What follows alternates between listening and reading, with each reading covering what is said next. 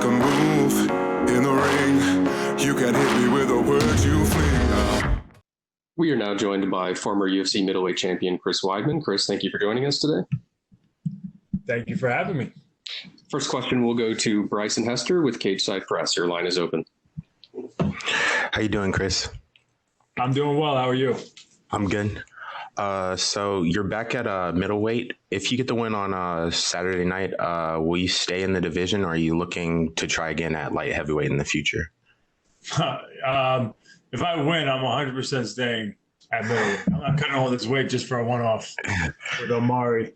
So I win this. I'm looking to stay and fight some of the top-tier guys at middleweight. Reinsert myself into the title picture as quick as possible. Gotcha. And right along with that, you're 36. So now that you're back in at middleweight for this week, how has the weight cut been coming back down? Yeah, 36. Thanks for bringing that up. Sometimes I forget. But yeah, the weight cut has actually been very tough getting to the point of like fight week, trying to get my weight to where I'd like it to be. I had a bunch of plateaus during training camp where the weight wasn't coming down. And I had to be super disciplined with food like never before. I used to be able to have cheat meals kind of like over the weekends and stuff like that, and then get back eating healthy, and I'd make weight at 185, kind of, I wouldn't say no problem, but I'd be fine. I'd get my weight to where I want to on fight week. This time there was definitely some plateaus and there was no cheat meals. It was very, very disciplined eating and training habits. All right. So I will say, as far as getting into fight week, my weight is exactly where I want it to be, as far as cutting the water weight out. So I'm in a good spot. Gotcha. So you had your bout against Jack Hermanson canceled earlier this year because of the pandemic. And I know that New York has had some pretty heavy restrictions in place. So how has your training been affected, if at all? Yeah, well, New York still doesn't. They haven't even given us a timeline to where we could have gyms open yet. So it's kind of crazy out there. I did get a bunch of training in New York, but I ended up going out to South Carolina, training at Upstate Karate with Wonderboy and then his team, because they haven't been closed down. And I was able to get like a legitimate camp in, and it was actually good. Being away from the family and just kind of focused on training, not as many distractions. It was a good, nice, focus camp. Awesome. Appreciate your time, Chris. That's all for me. All right. Thank you. We'll go next to Gustavo Faldal with ESPN Brazil. Your line is open. Chris, first of all, I'm good. Thank you. Hope you're doing fine as well. I am. What's the mindset to get back to winning in the UFC?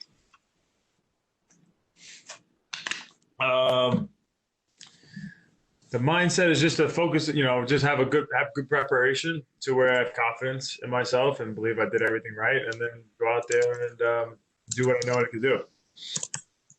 And Dana White recently said that he doesn't know what to do with Anderson Silva's last two contract fights. Would you be willing to take a trilogy against him to finish off his career? I know you won both of the other ones, but even so, I just don't see how it's interesting at all. I completely dominated him every single second of every single round that we fought, up until the finishes. So I don't really have an interest in finding a guy that I was able to dominate like that twice. And are you still looking for a fight against John Jones? Well, coming off a loss at 205 and a bunch of losses at 85, right now I am not looking for a fight with John Jones. At some point in the future, I'd love to have that, but I gotta make my mark back at 85 again and get on a winning streak here first before I start talking like that. And the last one from my part, do you still think about the belt? Do you know what you got to do to get back in that belt conversation at middleweight? Just go out there and be me and dominate. And I think the performance will speak for itself. And then, I don't know how many fights it'll take to get back in that position, but I'm willing to just head right back out there as soon as possible again and prove it once more. So Doesn't matter. I'm just, I feel healthy. I feel great. I'm confident. And I'd love to get this fight under my belt and then have another one as soon as possible. Okay, thanks, Chris. Thank you.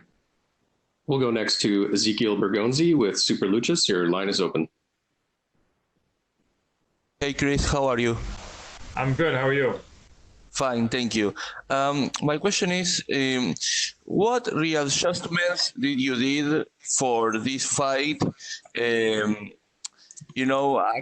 is a strong opponent with a few losses and he's on a winning streak. So which is your strategy to face him? What's my strategy in facing Akhmedov? Yeah. Pressure, takedowns, jiu-jitsu, striking, everything. I think I'm the better guy everywhere. He's a dangerous guy. He fights very hard in all positions, but I do feel like I'm a level above him in pretty much every aspect of fighting. So I just got to go out there and prove it. I'm not expecting it to be easy, but I want to make it. I want to show that there's different levels to this. And how do you think that winning against Akhmedov will give you a lot of confidence to face maybe a top contender in the middleweight division? How do you reveal yourself after the loss against Reyes and the previous one? How was that process? Yeah, well, this is my first time fighting somebody who's not in the top 5 or top 10 in 9 years. So going against top competition is not something that I need to really it's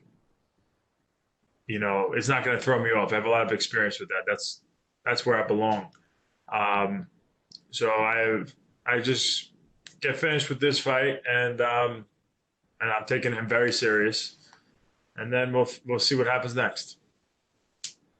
And what do you think about the new fighters in this division, like Vettori, Adesanya, who is, despite that he's the champion, that he's a really new competitor in this division.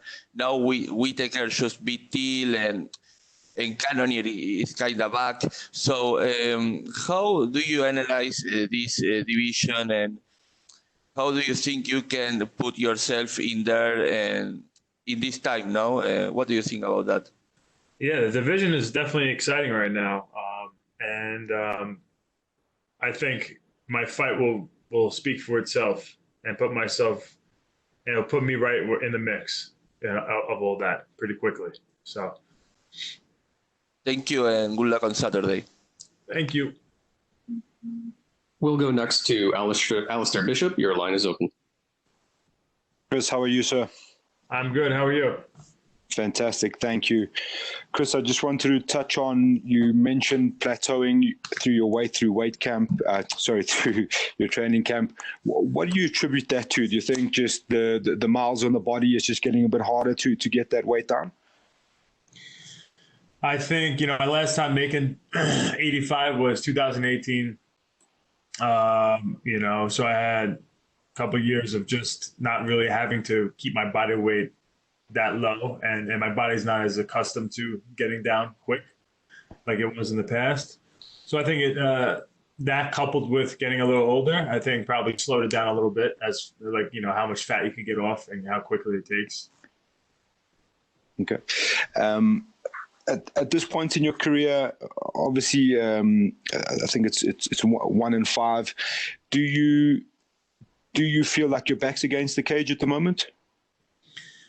Yeah, I do feel like that. I feel like that all the time, I'm 1 in 5 in my last 6 fights, which is something that everybody wants me to say. So there you go.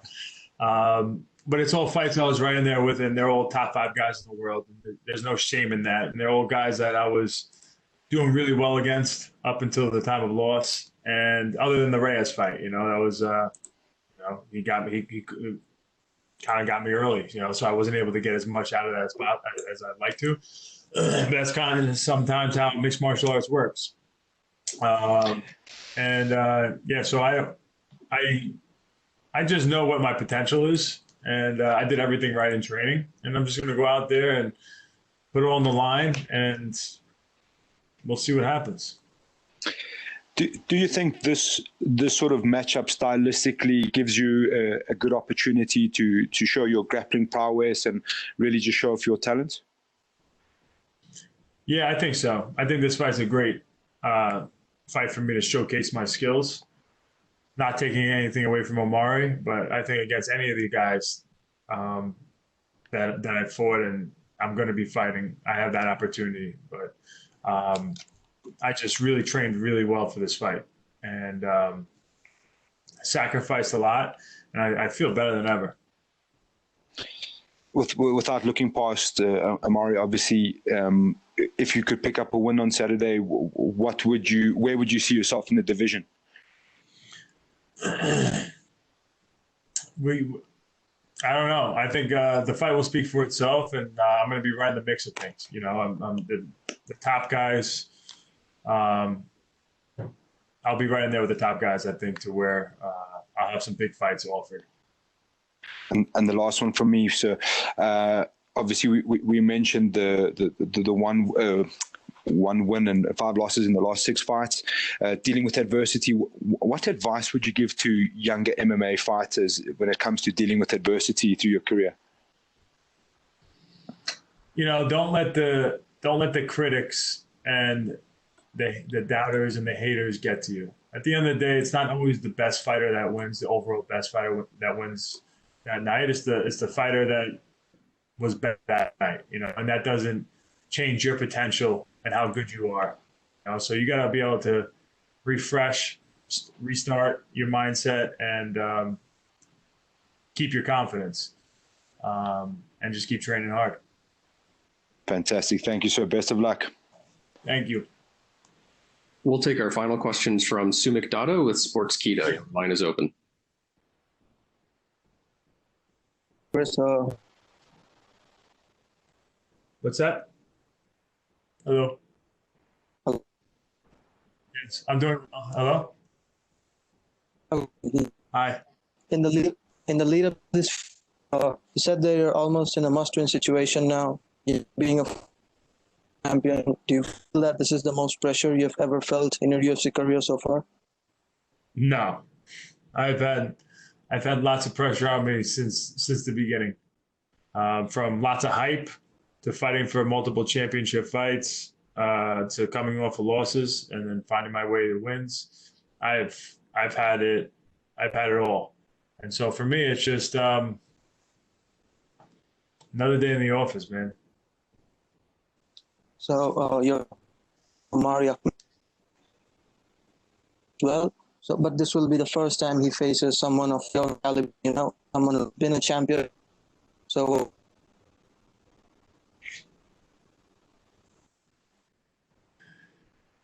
he's a tough guy. He fights hard. He's scrappy. He's he brings it. You know, he definitely he gets tired. He doesn't have he's not severely decorated in any areas. But he brings the fight.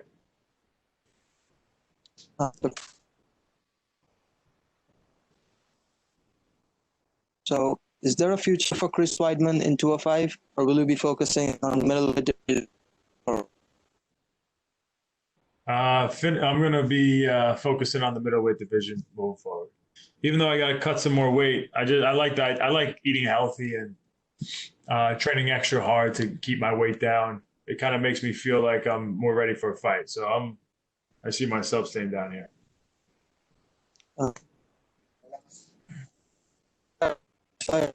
Set to fight Jack Hermanson, but that got cancelled. Given the result goes your fight? Sure. Yeah, we'll see. We'll see what happens. You know, he had a nice W over Gastelum. I got a nice W over Gastelum. We both finished him with submissions. I wouldn't mind that at all. Hey guys, Sasha Platnikoff here, letting you know to tune in to SCMP Post Fight for all your weekly martial arts news.